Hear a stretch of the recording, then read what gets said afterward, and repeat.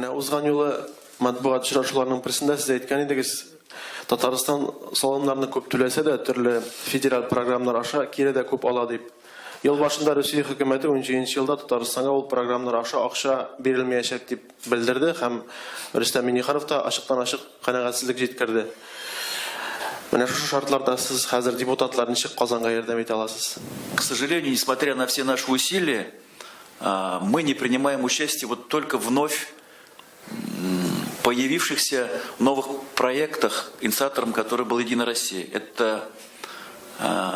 Это программа парков, это программа поддержки сельских театров и программа с 20-миллиардным объемом приведения порядок дворовых площадок и так далее.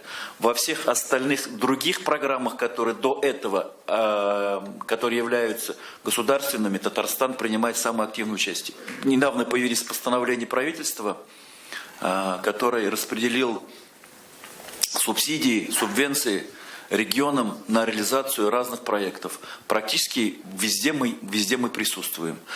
Где даже есть только всего 15 регионов, даже 10 регионов есть, и мы везде там присутствуем. Нас не включили, это вот последние только проекты, о которых я сказал. 16 регионов, доноров в эту программу не попали. Аргументация была такая, что вот мы туда включаем только те регионы, которых вот там нужно в этих направлениях более усиленно работать. Но мы считаем это неправильно. Мы неоднократно об этом говорили и выступали когда принимали решение об его участии. Ну вот, такое решение приняли. Я очень надеюсь, что это будет только на 2017 год. И новая программа, вы знаете, строительство школ в этом году запущена. Еще раз, там 25 миллиардов рублей предусмотрены. Татарстан принимает участие, закладывает 3 школы, Казань, Челны, Высокая гора школа открывается.